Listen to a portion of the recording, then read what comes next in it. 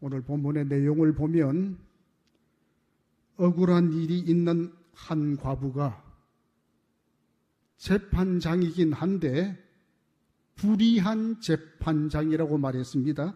이 불의한 재판장에 가서 자기의 억울한 일을 좀 해결해 달라고 부탁을 합니다. 이 불의한 재판장은 당연히 이 여인에 관해서 관심이 없습니다. 이 재판장이 불의하다고 하는 것은 의롭지 않다고 하는 말입니다. 우리가 상상할 수가 있죠. 판결이 온전하지 못하고 굴곡지고 좀 비리가 많은 듯한 이런 느낌을 우리는 분명히 받습니다. 어쨌든 불의한 재판관입니다. 그런데 이 여인은 지속적으로 불의한 재판장에 가서 자기의 억울한 사정을 부탁하고 또 부탁합니다.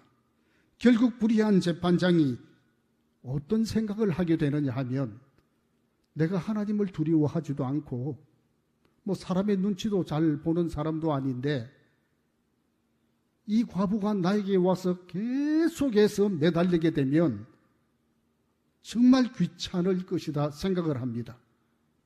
쉽게 말하면은 그가 정의로운 마음이나 그리고 어떤 그 애틋한 마음이 있어서가 아니라 내가 너무 이제 번거롭다. 정말 시끄러우니 이 문제를 해결해 주어야 되겠다 결심을 합니다. 그런데 그 이후에 우리는 이 말씀을 기억해야 합니다. 이처럼 세상의 재판장이 해결해 주는데 하물며 밤낮 부르짖는 택하신 자들의 원한을 풀어주지 않겠느냐? 이런 말씀을 연결해서 우리는 듣게 되는 것입니다. 바로 이것이 오늘의 성경의 말씀의 핵심이며 또 기도하는 사람은 이처럼 끈질기게 기도할 때마다 분명한 응답이 있다는 것입니다. 정말 이 불의한 재판관이 얼마나 끈질기게 했으면 두 손 들고 그냥 문제 해결을 합니다. 그런데 하나님께서는 택하신 자기 백성들 그렇게 기도하는데 외면하겠느냐, 들어주지 않겠느냐, 이 말씀입니다. 곧 응답이 있다고 하는 것입니다. 여러분, 옛날 우리 민족은 참 고난이 많은 시절을 살았습니다. 지금 우리가 밥 문제 해결하고 산 그때가 한 40년 정도 될까요? 힘들었던 시절을 많이 살았습니다. 지금 급속하게 변했던 이 사회에서 우리나라가 정말 세계적인 이런 나라가 되었습니다. 방산 국가로 세계 제5위라고 말했습니다. 그리고 경제적으로는 제12국가에 들어갈 만큼 정말 6.25 이후 폐허된 이 땅에서 이런 대한민국이 오늘 있을 것이라고 생각했습니까? 지금 저와 여러분이 다 부족하고 없다고 해도 밥 못 먹고 굶어 죽는 사람은 근래 찾아보기가 힘들 정도입니다. 그런데 우리는 오랜 세월 그만큼 한이 맺힌 그런 상황을 많이 만났습니다. 특별히 억눌리고 무시당한 서민들에게는 말할 수 없는 한들이 참 많았습니다. 배우지 못했다는 이유로, 가난하다는 이유로 무시당하는 서민들이 얼마나 많았습니까? 특별히 여인들은 한이 많이 맺혀 있습니다. 옛날 여인들은 시집 갈 때 얼굴도 못 보고 갔던 사람들도 있다고 그렇게 많이 하지 않습니까? 시집 가게 되면 참 행복하게 살아야 되는데 고생길이 훤히 열렸던 그런 시집살이도 많았습니다. 한이 많아서 그렇습니다. 그래서 우리가 교회에 가보면 참으로 기도를 하는데 기도 소리가 얼마나 구슬픈지 정말 비둘기 울음소리 같은 그런 소리를 내면서 기도하는 여자 성도들이 참 많았습니다.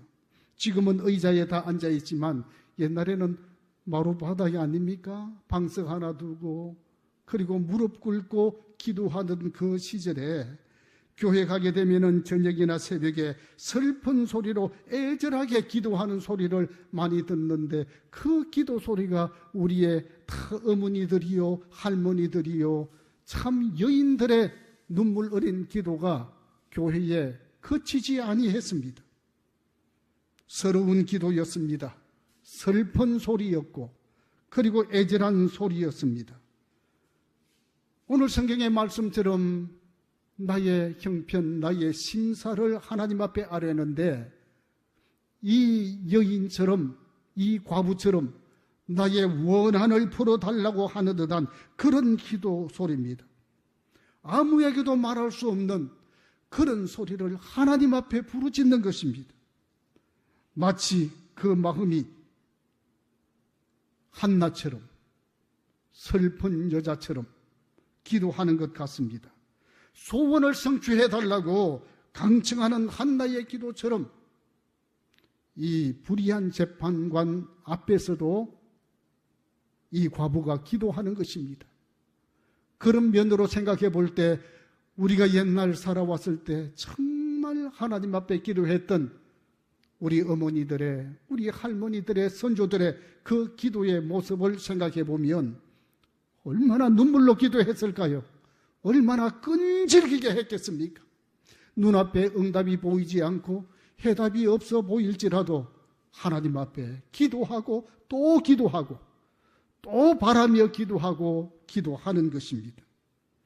이것은 과히 보면은 목숨을 건 기도, 하나님 앞에서 마음을 다하는 이 통곡의 기도라 해도 부족함이 없었을 것입니다. 누가복음 18장 오늘 본문에 나오는 이 불의한 재판관, 이 앞에 억울한 과부가 나의 원한을 갚아달라고 했던 이 이야기가 참으로 불쌍한 어떤 그런 내용이다. 그 차원을 우리는 넘어서서 재판관에서 나아가서 원한을 풀어달라고 강청하는 이 모습, 이 과부는 부러지질 수밖에 없었고 또 간절함을 나타낼 수밖에 없었습니다. 무슨 무기가 있겠습니까? 그들에게 무슨 해결 방법이 있겠습니까? 저 불의한 재판관이라도 이 방법 아니면 없어. 내가 이렇게 매달리는 것 이거 아니면 없어. 그녀는 아마 그렇게 생각했을 것입니다. 그래서 정말 부르짖을 수밖에 없었고 바로 여기에 목을 매는 것입니다. 어쩌면 저 불의한 재판관은 우리의 소원 들어주지 않을 거야, 그렇게 생각하고 부탁하지 아니할 수도 있습니다. 그렇지만 이 과부는 대안이 없습니다. 이길 밖에 없습니다. 결국 불의한 재판관도 자기를 번거롭게 하는 이 과부의 강청에는 어쩔 수 없이 과부의 원한을 풀어주지 아니하게 되면 안 될 것이라고 하는 이런 상황에 이르게 되는 것입니다. 이 비유의 결론은 누가복음 18장 7절에 기록되어져 있는 것처럼 하물며 하나님께서 그 밤낮 부르짖는 택하신 자들의 원한을 풀어주지 아니하시겠느냐, 그들에게 오래 참으시겠느냐, 이 말씀으로 연결되어지는 것입니다. 누구든 이 비유의 말씀을 읽을 때마다 가슴 저미는 감동이 있을 것입니다. 예수님이 한이 맺힌 사람들의 마음을 아신다는 사실 이 하나만으로도 우리는 감동이 되지 아니할 수 없습니다. 혹시 우리가 이러한 경험을 하게 될 때 주님께서 이 문제를 해결해 주신다고 생각하면 어찌 이 말씀이 이 과부의 말씀으로만 그치겠습니까? 오늘 나의 말씀이요, 또 안타까운 현실에 부딪혀 있는 모든 사람들에게 해당되는 말씀인 줄로 믿습니다. 한이 맺힌 사람들의 기도 소리에 귀를 기울여 주시는 우리 하나님 앞에 감사해야 될 줄로 믿습니다. 성경에 나오는 하나님이 귀하게 사용하시는 분들에게는 한결같은 열정, 끊임없는 하나님 앞에 나아가서 기도하는 이 모습, 무서운 집념, 지칠 줄 모르는 이런 끈기가 있는 자들을 통해서 응답해 주시는 모습을 배우게 됩니다. 우리는 이것을 배우는 것입니다.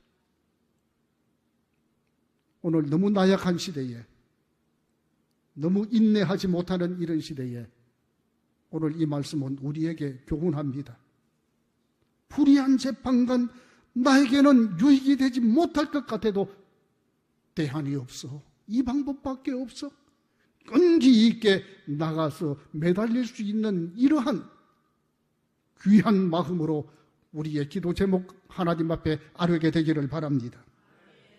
신앙생활에 지칠 줄 모르는 강청의 믿음과 기도로 이것이 바로 우리의 능력이 되고 우리 신앙의 자산이 되고 믿음으로 굳건히 세워나갈 때 하나님의 거룩한 역사가 오늘 우리를 통하여 이 땅 위에 임할 것은 물론 우리의 기도 제목 위에 임하게 될 줄로 믿습니다.